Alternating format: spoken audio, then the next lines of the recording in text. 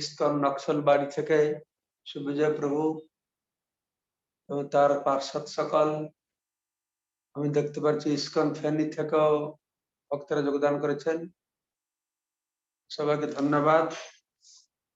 তো এখন আমরা ভগবত গীতা থেকে শ্রবণ করব। ओम अज्ञानतिमिरन्धस्य ज्ञानाञ्जनशलाकया चक्षुरुन्मिलितं येन तस्मै श्रीगुरवे नमः। नमावं विष्णुपदाय कृष्णपृष्ठाय भूतले श्रीमते भक्तिवेदान्त स्वामिने नामिने। नमस्ते सारस्वती देवे गौरवाणी प्रचारिणे निर्विशेष शून्यवादी पाश्चात्य वाञ्छाकल्पतरुभ्यश्च कृपा सिन्धुभ्यैव च पतितानां पावनेभ्यो वैष्णवेभ्यो नमो नमः। जय श्री कृष्ण चैतन्य प्रभु नित्यानंद श्री अद्वैत गदाधर शिवासादि श्री गौर भक्तवृंद। हरे कृष्ण कृष्ण कृष्ण हरे हरे, हरे राम राम राम हरे हरे। मुखम करोति वाचालं पंगुलंघयते गिरिं यत्कृपातमहं वन्दे परमानंद माधवं श्रीगुरुजनतरणं श्री चैतन्येश्वरम्। गीताध्ययनशीलस्य प्राणायामपरस्य च नैव सन्ति पापानि पूर्वजन्म कृतानि च। मलनिर्मोचनं पुंसां जलस्नानं दिने दिने अकृत गीतां स्नानं संसार मलनाशनम्।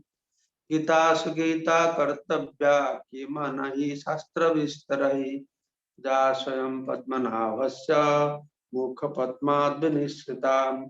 भारतामृत सर्वस्वं विष्णुवक्त्रात् विनिश्रितं। गीता गंगोदकं पीत्वा पुनर्जन्म न विद्यते। सर्वोपनिषदो गावो दुग्धा गोपाल नंदन आर्तवश्च सुधीर्भक्तां दुग्ध गीतामृतं महत्। एक शास्त्रं देवकी पुत्र गीतम् एक देव देवकी पुत्र एव। एक मंत्रस्तस्य नमानि जानि परमापेक्यं तस्य देवस्य सेवा। हरे कृष्ण कृष्ण कृष्ण हरे हरे, हरे राम राम राम हरे हरे।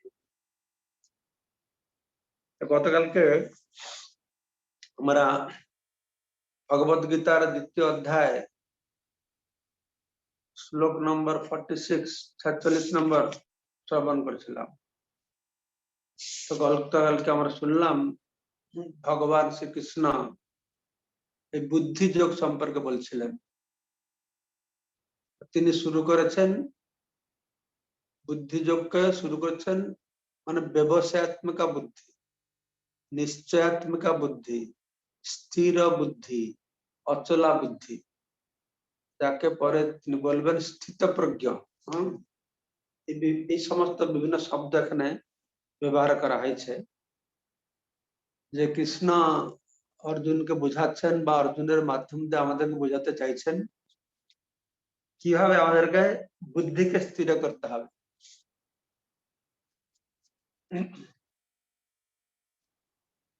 যদি বহু শাখায় অনন্তশ্চ, বহু শাখা বহুমুখী হয় সে বুদ্ধি, তাহলে স্থির হবে না। এই ব্যাপারে ভগবান শ্রীকৃষ্ণ বেদের কথা তুলে ধরেছেন, যে বেদে কিভাবে কর্মকাণ্ডে অনেক মনোভুলানির কথা বলা হয়েছে মানুষকে আকর্ষণ করার জন্য। কিন্তু কিছু বেদবাদী যারা বেদের ভাষ্যকার, তারা বলছে বেদে শুধু এই কর্মকাণ্ডটাই আছে, আর উপরে আর কিছু নেই, কিন্তু এটা ঠিক নয়। যারা কামাত্মনা স্বর্গপারা স্বর্গ যেতে চায়, কামনা বাসনা পূর্ণ করতে চায়, যারা ভালো ঘরে জন্ম হতে চায়, জন্মকর্ম ফলপ্রদ, তারা বিরাট আয়োজন করে কর্মকাণ্ড সব যজ্ঞ টজ্ঞ করে ক্রিয়া বিশেষ বহুলম কেননা ভোগ ঐশ্বর্য গতি তাদের লক্ষ্য হচ্ছে ভোগ আর ঐশ্বর্য তাদের জন্য বেদে এই বিধান দেওয়া হলো। তখন তিনি কৃষ্ণ বুঝে বলে দিয়েছেন যে এই প্রকার ভোগ ঐশ্বর্য প্রসক্তা নাং ভোগ ঐশ্বর্য প্রতি প্রসক্ত আসক্ত হলে কি হবে অপহৃত চেতসাং তার চিত্ত অপহৃত হারাবে অর্থাৎ মূঢ় চিত্ত বলে বলা হচ্ছে তার ব্যবসায়ত্মক বুদ্ধি হবে না ব্যবসায়ত্মক বুদ্ধি সমাধু ন বিধীয়তে সমাধিস্থ হবে না স্থির হবে না বেদে বর্ণিত কর্মকাণ্ডের অনুগামী হয় বিভিন্ন প্রকার কর্মকাণ্ড কার্যে ব্যস্ত থাকলে তার স্থির বুদ্ধি হবে না কেন কর্মকাণ্ডে বেদে ত্রিগুণের কথা বর্ণনা করা হয়েছে তাই আমাদেরকে তিনটে গুণের উপরে যেতে হবে।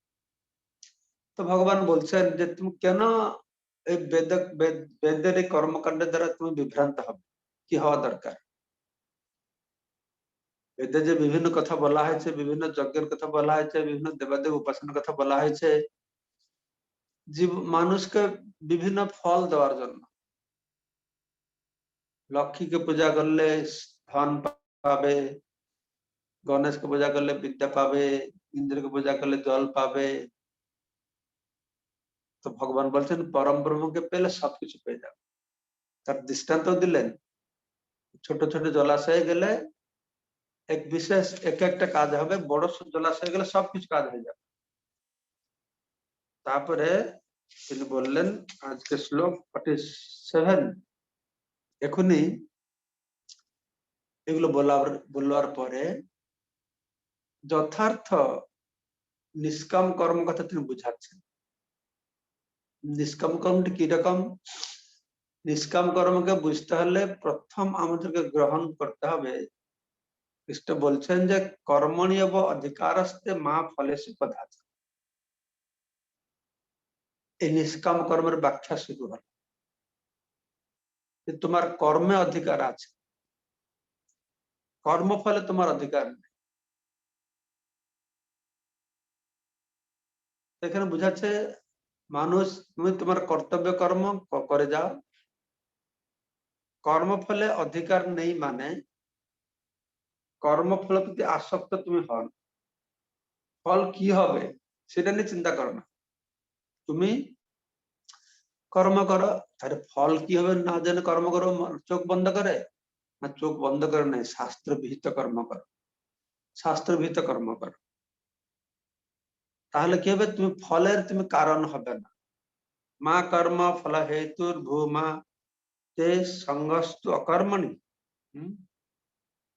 তো স্বধর্ম অনুষ্ঠান না করাটাও ঠিক নয় কর্মফলের হেতু বা কারণ হবে না আর কখন স্বধর্ম আচরণ না করা প্রতিও আসক্ত হবে না যে ভগবান পরের অধ্যায় বলবেন যে কিভাবে কর্ম কোনো সময় পরিত্যাগ করা যাবে তাই কর্ম পরিত্যাগ না করেও কি করে আমরা কর্মফল থেকে মুক্তি পাবো এই কর্ম কৌশলের কথা আপনি বলবেন এটা যে নিষ্কাম কর্ম তো সেটি হলে কি করতে হবে যোগস্থ কুরু কর্মান কর্মফলের তুমি কারণ হও না তুমি কর্ম করো ফলে তোমার অধিকার নেই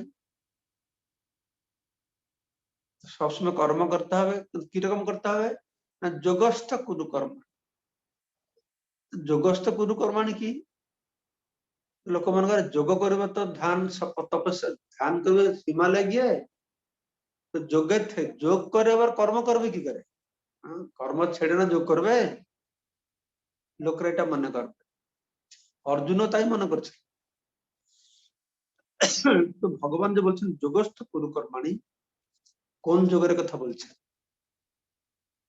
কোন যোগের থেকে তুমি কর্ম করো বলে বলছে এই যোগস্থ মানে বুদ্ধি যোগে অবস্থিত থেকে তোমার কর্ম করো बुद्धि के व्यवहार करे निष्काम कर्म कर बुद्धि के खाटाते হবে बुद्धि के प्रयोग करते হবে प्रयोग कर स्थिर बुद्धि स्थिर बुद्धि হবে तबे से जो कर्म হবে संग त्यक्त्वा धनंजय संग माने आसक्ति कर्माणि যোগস্থ गुरु कर्माणि संगम त्यक्त्वा धनंजय এখানে যোগ বলতে बुद्धि যোগ निष्काम कर्म যোগ माध्यमे कर्म कर कर्माणि संगम त्यक्त्वा संग माने आसक्ति এখানে बुझा যাবে যে कर्माणि संगम त्यक्त माने कर्म प्रति आसक्ति परित्याग करे ता नय कर्मेर प्रति आसक्ति परित्याग करना এখানে বলা আছে कर्म फलेर प्रति फल भोगের যে কামনা তার প্রতি আসক্তি এইগুলো আমরা যদি শুধু গীতা পড়ে শ্লোক পড়ে বুঝতে পারবো না যদি আমাদের আচার্যদের ব্যাখ্যাটা না শুনি তবে না এটাকে বুঝতে পারবো আচার্যের ব্যাখ্যাটা ঠিক কেন না ওরা এর পরে পরে কি বলা হয়েছে সেগুলো তারা পড়েছে সেগুলো তারা বুঝেছে তাই আমাদের বুঝবার জন্য আগে থেকে বুঝিয়ে বলে দিচ্ছে তাই বুঝবেন যোগস্থ কুরু কর্মাণি মানে কোন যোগ স্থিত হয় না বুদ্ধি যোগ निष्काम कर्मयोग माध्यमे তুমি কর্ম করো संगम त्यक्त माने अनासक्त है कार प्रति अनासक्त है ना कर्म फल भोग वासनार प्रति अनासक्त है तो जे कर्मटी करबे आबार बला আছে सिद्धि असिद्ध समभूत কত সুন্দর একটা কর্মের কৌশল দেওয়া হচ্ছে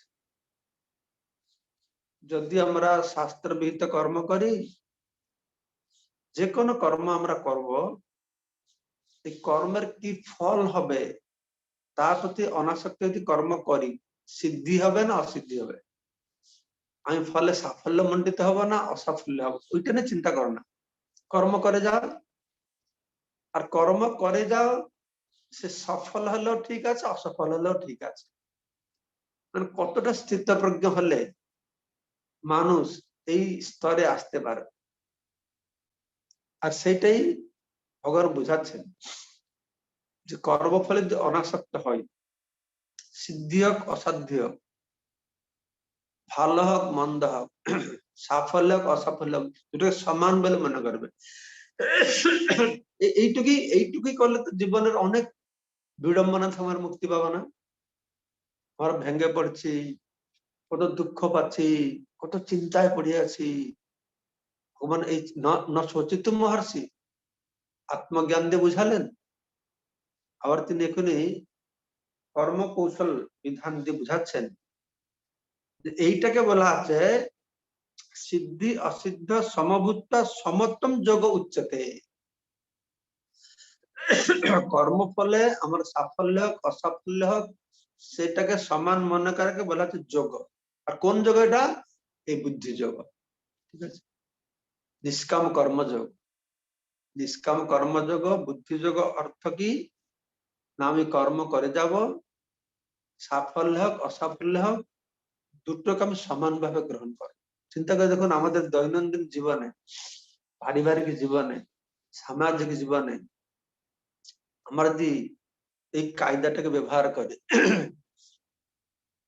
তাহলে এতেই তো আমাদের জীবনে বহু সমস্যার সমাধান হয় জীবনের বহু সমস্যা তৈরি হয় সৃষ্টি হয় আমাদের সম্মুখীন হতে হয় এই যে কর্মফলের আসক্তির জন্য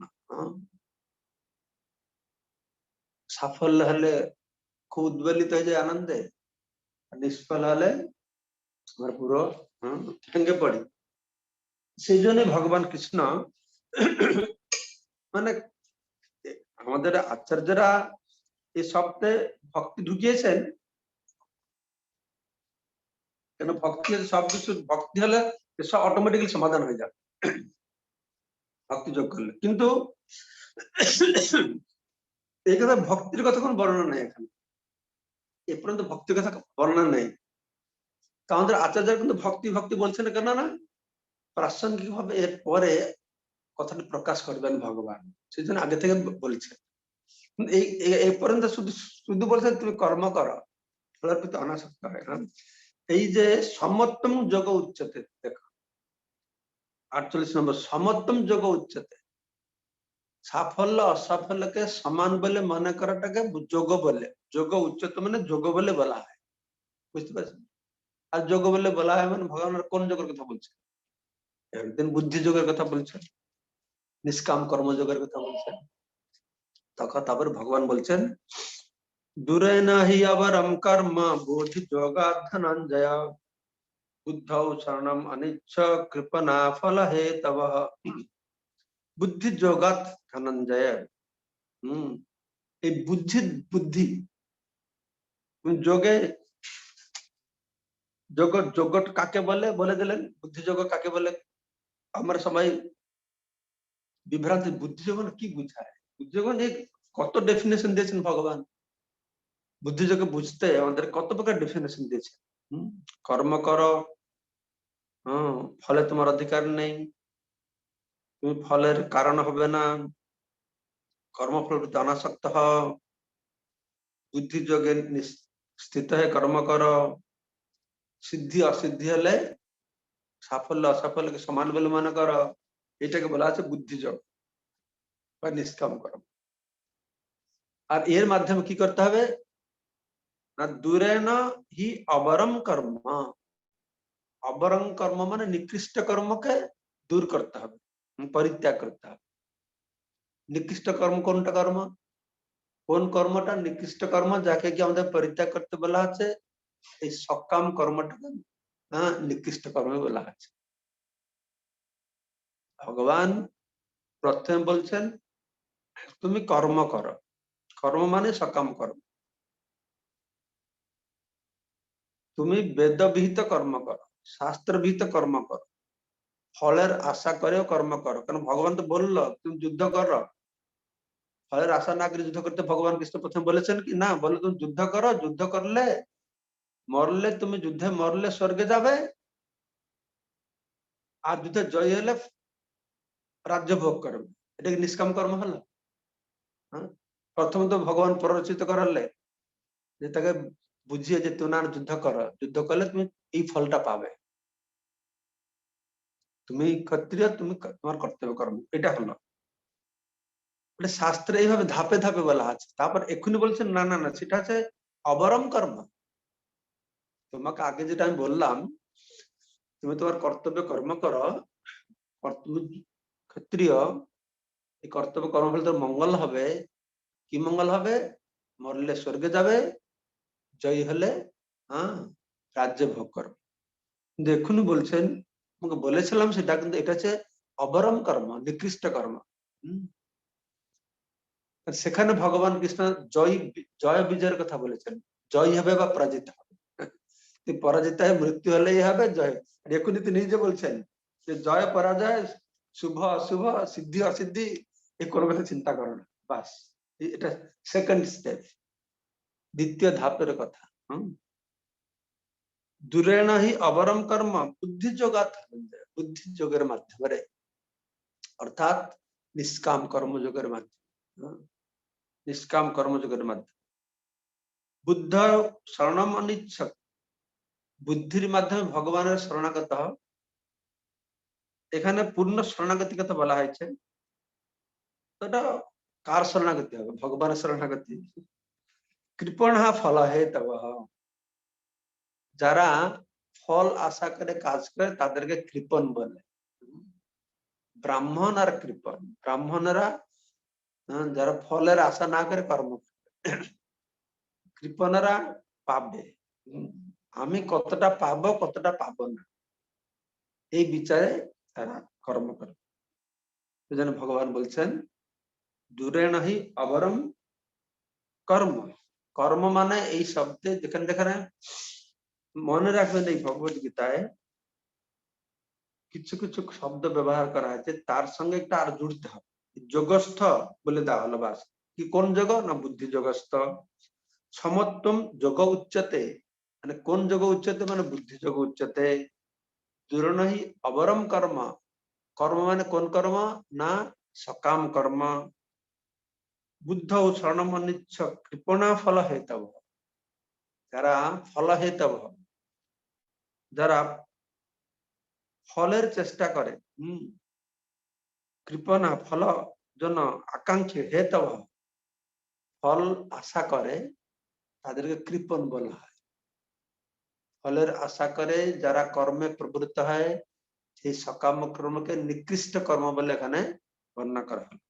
তো উৎকৃষ্ট কর্ম, নিকৃষ্ট কর্ম।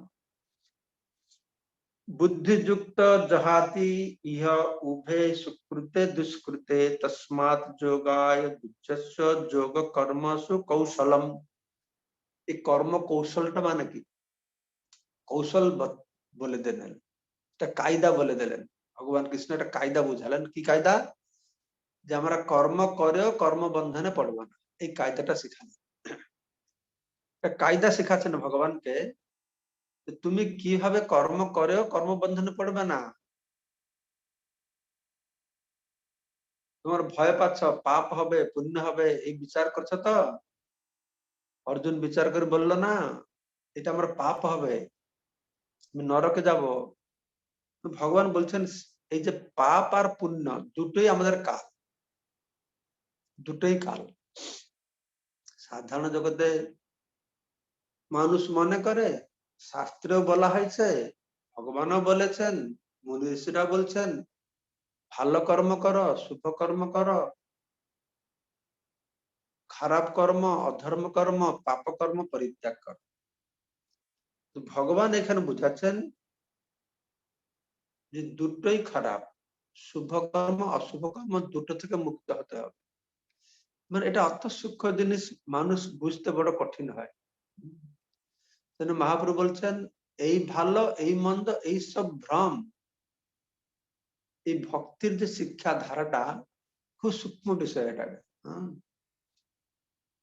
তাই এখানে বলা হচ্ছে যদি নিষ্কাম কর্মের দ্বারা, বুদ্ধি যোগের দ্বারা নিকৃষ্ট কর্মকে পরিত্যাগ করে ভগবানের শরণাপন্ন হবে, তাহলে কি হবে?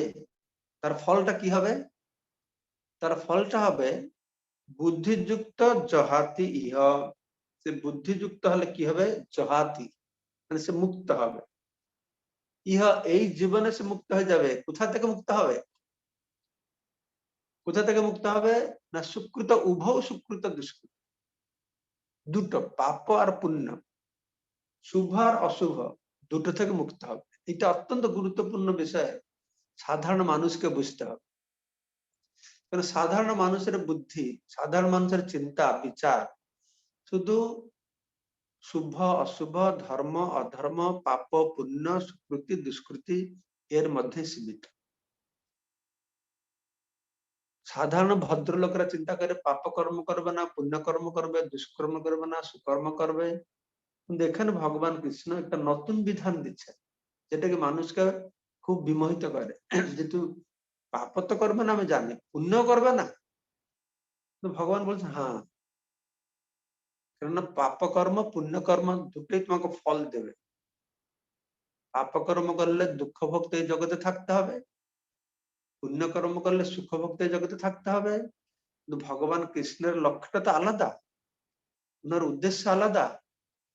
উনি চাইছেন না মানুষ ভালো কর্ম করে এই জগতে থাকুক, তিনি চাইছেন মানুষকে জগৎ থেকে বাহির করবার জন্য। যেহেতু জগৎটা আছে দুঃখালম অশ্বাসতম, তাই কৃষ্ণ কি করছেন? বলছেন না তুমি চেষ্টা করো জহাতি এই জীবনে উভয় সুকৃতে দুষ্কৃতে, পাপ আর পুণ্য দুটো থেকে তুমি মুক্ত হয়ে যাবে।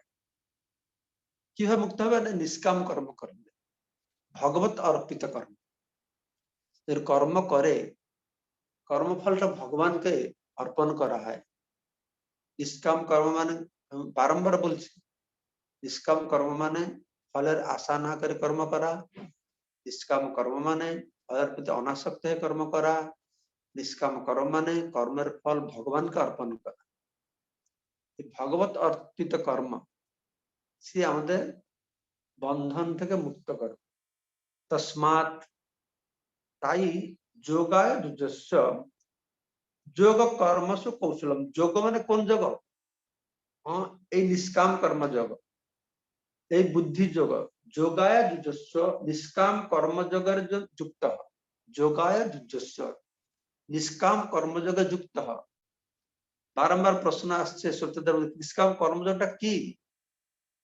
এই দুটো মনে রাখবে। নিষ্কাম কর্মযোগ মানে ফলে অনাসক্ত হবার, ফলে কাজ করবো, ফলে অনাসক্ত হবো কি করে তার উপায় বলে দিয়েছেন। তো ফলে অনাসক্ত হওয়ার উপায়টি হচ্ছে তুমি যা কিছু করবে সব ফলটা ভগবানকে দাও, তাতে তোমার অনাসক্তি হওয়া বাড়বে। ভগবান আমাকে যা দেবে সেটুকু ভিতরে আমি করবো, বাস হয়ে গেল। ভগবান আমাকে অনেক টাকা দেবে, তার জন্য টাকা খরচা করবো। ভগবান আমাকে অনেক টাকা দেবে, আমি ভালো করে খিরি পুরি লুচি পায়েস বানিয়ে ভগবানকে নিবেদন করে সে প্রসাদ পাবো। ভগবান আমাকে কম টাকা দেবে, আমি শাক ভাত দিয়ে ভগবানকে নিবেদন করে সেটা প্রসাদ পাবো। হ্যাঁ, এই ভাবের কথা ভগবান বর্ণনা করে এখানে বলছেন। এটা হচ্ছে কর্ম কৌশলম। যোগ কর্মসু কৌশলম, সমস্ত কর্মের কৌশল হচ্ছে এই নিষ্কাম কর্মযোগ। তাই ভগবত গীতার গভীর জ্ঞানের মধ্যে প্রবেশের পূর্বে আমাদেরকে এটাকে জানতে হবে। তো কর্মজং বুদ্ধি যুক্তা হি ফলং ত্যক্তা মনীষিণঃ জন্মবন্ধ বিনির্মুক্তা পদম গচ্ছন্তি অনাময়ম। পদম গচ্ছন্তি অনাময়ম, সে অনাময় পদ। অনাময় মানে যেখানে দুঃখ দুর্দশা কিছু নেই। দুঃখ দুর্দশা নেই মানে কিরকম? কিসের দুঃখ নেই? না সংসারের সুখ দুঃখ দুটোই দুঃখ। তো অনাময় পদ মানে একটা স্থান আছে যেখানে গেলে এই সংসারের সাংসারিক দুঃখ সুখ দুটো থেকে মুক্তি, সেটা বলা হচ্ছে অনাময়। এখানে যে অনাময় শব্দের কথা বলা হলো দুঃখ দুর্দশা। দুর্দশাটা কি? এই জগতে থাকাটাই দুর্দশা।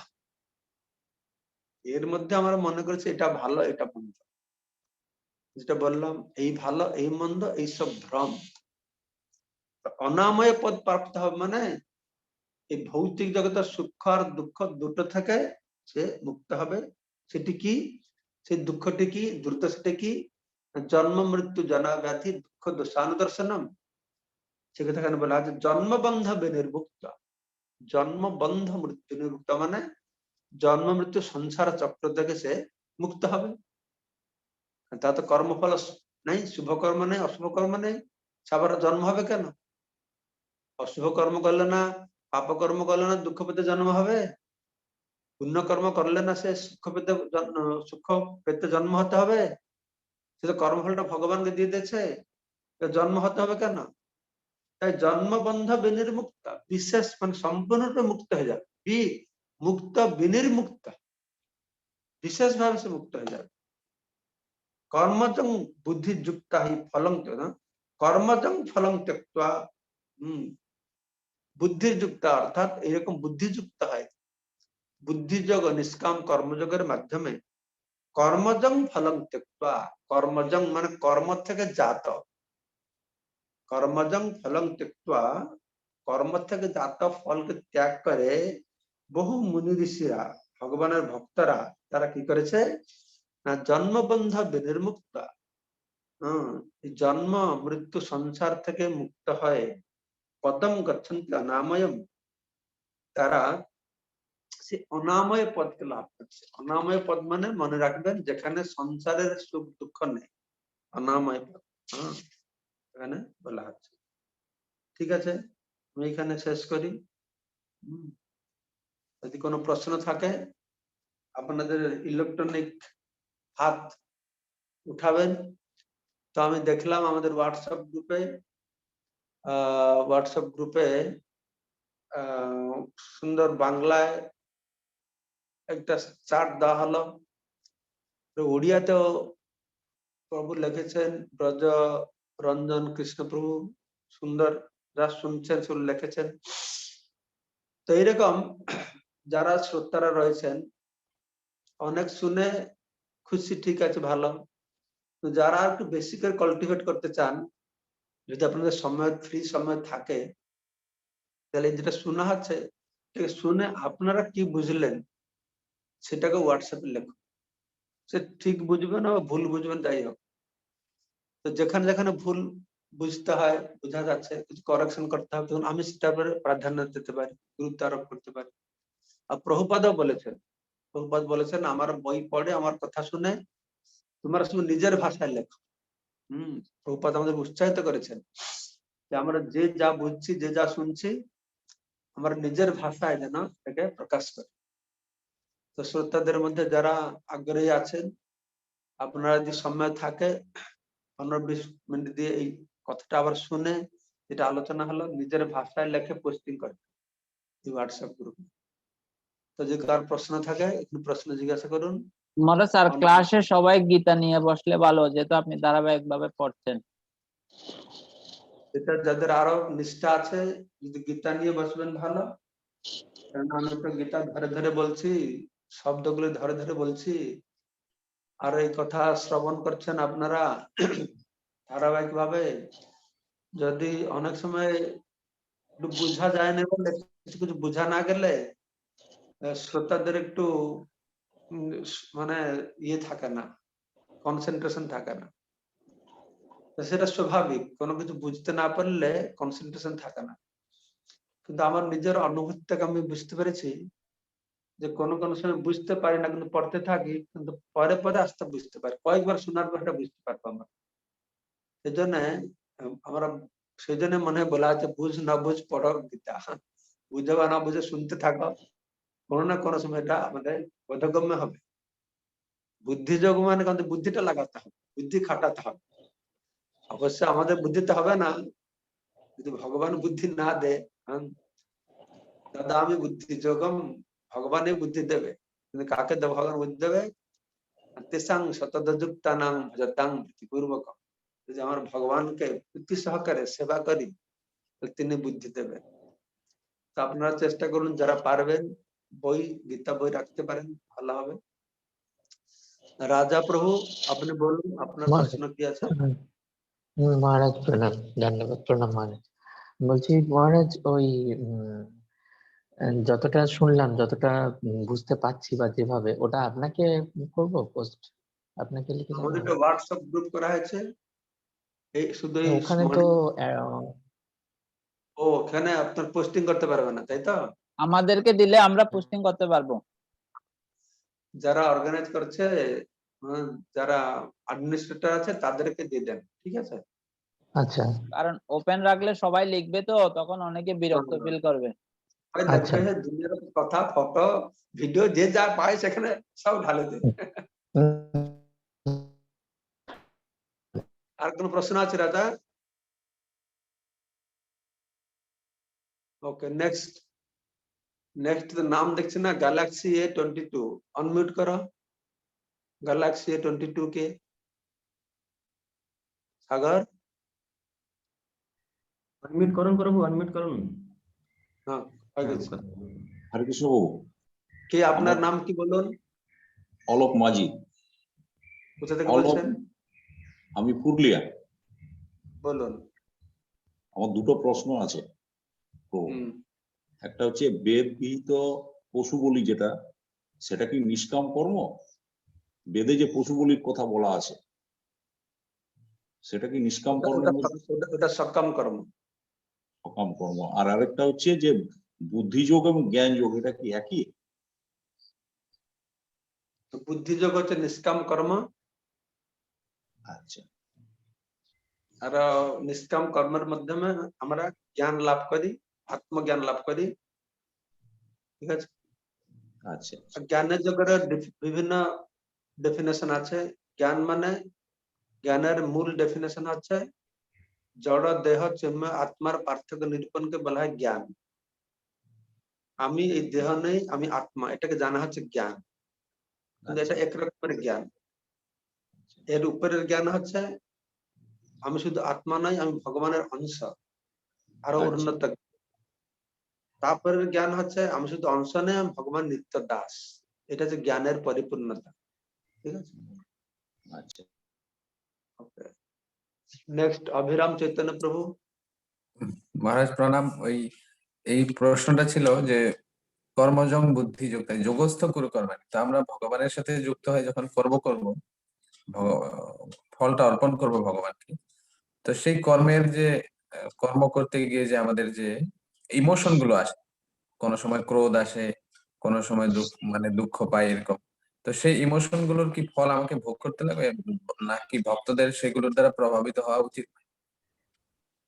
না, ভগবানের সেবার জন্য যদি ক্রোধ আসে, ভগবান সেবা করতে গিয়ে যদি কিছু দুঃখ আসে, সেগুলি অনুকূল বলে।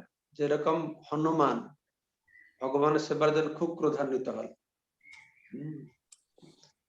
তো ভগবানের সেবা করতেও আমরা অনেক উদ্বেগ নিতে হয় আমাদেরকে।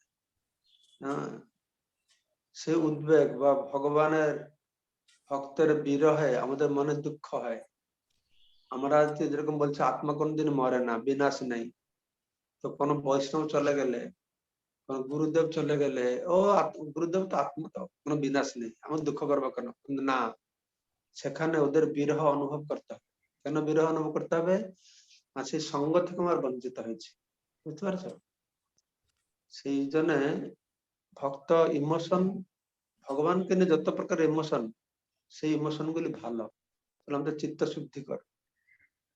আর যে আসলে দেখতে গেলে তো ভক্তির লক্ষণে যে আমি সুখ পাবো, আনন্দে থাকবো, এটা আসল লক্ষ্য নয়। আমরা তো বলছি ভক্তির আসল লক্ষ্য তো আমি আনন্দে থাকবো না। ভক্তির আসল লক্ষ্য হচ্ছে আমি কৃষ্ণকে আনন্দ দেব। আর কৃষ্ণকে আনন্দ দিয়ে দিই আমাকে দুঃখ পেতে হলো, তাহলে ঠিক আছে। যেরকম কৃষ্ণ ব্রজগোপিকাদেরকে ছেড়ে চলে গেল, ব্রজগোপীর খুব দুঃখ পেল। সেই দুঃখটা দেখে কৃষ্ণের আনন্দ। কেন? এরা আমাকে অত ভালোবাসে, আমাদের অত দুঃখ পাচ্ছে, কৃষ্ণের আনন্দ হচ্ছে। তাই কৃষ্ণের আনন্দ কৃষ্ণের আনন্দটাই ভক্তটাকে দুঃখের মধ্যে আনন্দ প্রদান করে। বিষ, সেদের বলতে ভগবত প্রেমটা মধ্যে বিষ আর অমৃত দুটো একসঙ্গে আস্বাদন করে। নিবেদিতা সীতা দেবী দাসী। दंडवत प्रणाम महाराज। नित्य कर्म महाराज जो कहले नित्य कर्म संकट कालीन कर्म, टिके महाराज ओडिया रे टिके बुझेई दे। निष्काम कर्म काम्य कर्म। नित्य कर्म संकट कालीन कर्म, महाराज टिके ओडिया रे बुझेई दे। नित्य कर्म আছে, নৈমিত্তিক কর্ম আছে, সংকটকালীন কর্ম আছে। নিত্য কর্ম মানে যে প্রতিদিন যে কর্মটা করা হচ্ছে সেটা নিত্য কর্ম। আর কোন বিপদ সময়ে সেତେବେଳେ হয়তো নীতি নিয়ম মানি পারুনে, বিপদ আসিଯାଇଛି। ফর এক্সাম্পল কি এক্সাম্পল দিয়ে যায়, সেটা সংকট সমୟରେ ଆମର ମିଥ୍ୟା କଥା କହିବା ଠିକ ନୁହଁ। ଗୋଟେ ଲୋକ ଆଉ ଗୋଟେ ଲୋକ ମାରିବାକୁ ଯାଉଛି, ସେ ପଚାରିବ ଏଇ ଲୋକଟା ଏଇ ରାସ୍ତାରେ ଯାଇଛି, ମୁଁ ଜାଣୁଛି ଯେ ଏଇ ଲୋକ, ମୁଁ କହିବି ଯେ ରାସ୍ତାରେ ସେ ଯାଉଛି, ସେ ତାକୁ ମାରିବ। ମୁଁ କହିବି ନା ନା, ସେ ଅନ୍ୟ ରାସ୍ତାରେ ଯାଇଛି। সংকটকালীন কর্তব্য। নিত্যকরণ প্রতিদিন যেটা করছে, নৈমিত্তিক মানে উৎসব অনুষ্ঠান তিথিরে করছে, এইভଳିଆ নিত্য নৈমিত্তিক বা সংকটকালীন অবস্থা। সুজাতা। हरे कृष्ण प्रभु प्रणाम। प्रभु सही क्वेश्चन ही थिला, जोटा कि कर्तव्य कर्म को तीन भाग रे विभक्त करा जायछि, नित्य कर्म, संकटकालीन कर्म, ऐप्सित कर्म कोन?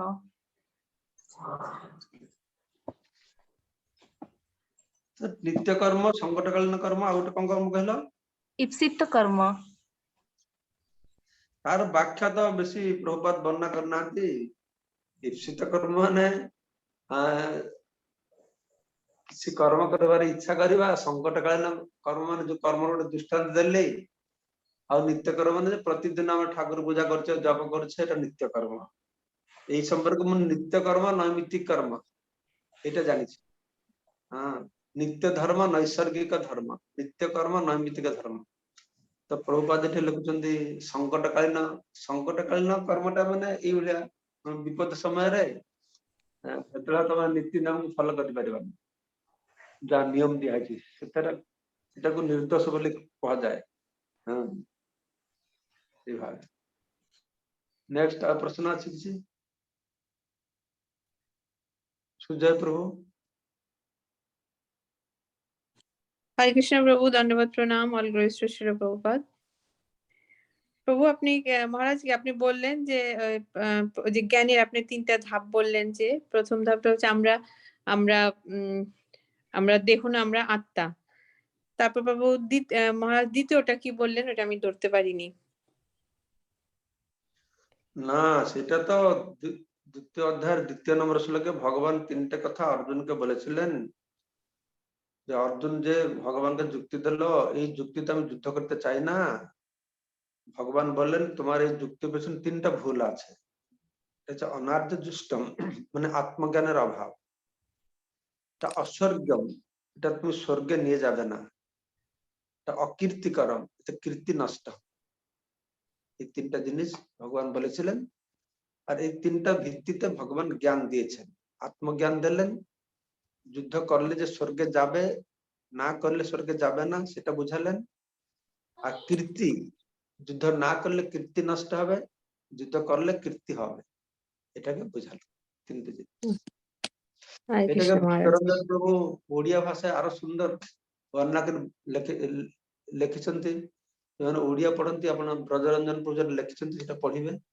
ହଁ, আর সেইভাবে যদি দেখুন বাঙালিরা তো পড়তে পারবে না, ওড়িয়া অক্ষরে লিখেছে। তো বাংলা যদি কেউ শুনে এরকম ব্যাখ্যা করে লেখে তাহলে আর একটু ভালো হবে, ধরতে পারবে। ঠিক আছে, তাহলে ଆଜିର ଅଧିବେଶନଟି ବନ୍ଦ କରିବା। ସମସ୍ତଙ୍କୁ ଅଶେଷ ଧନ୍ୟବାଦ। ଆଜିର ଏଇ ପ୍ରାତଃକାଳୀନ ନାମାମୃତ ଗୀତାମୃତ ଅଧିବେଶନ ଯୋଗଦାନ କରିବା ପାଇଁ କି କାଲି ସମସ୍ତଙ୍କ ମିଶିବା। ହରେ କୃଷ୍ଣ, ଦଣ୍ଡବତ। ବାଞ୍ଛା କଲ୍ପତରୁଭ୍ୟଶ୍ଚ କୃପା ସିନ୍ଧୁ বৈষ্ণবেভ্যো নমো নমঃ। हरे कृष्ण महाराज। छोटी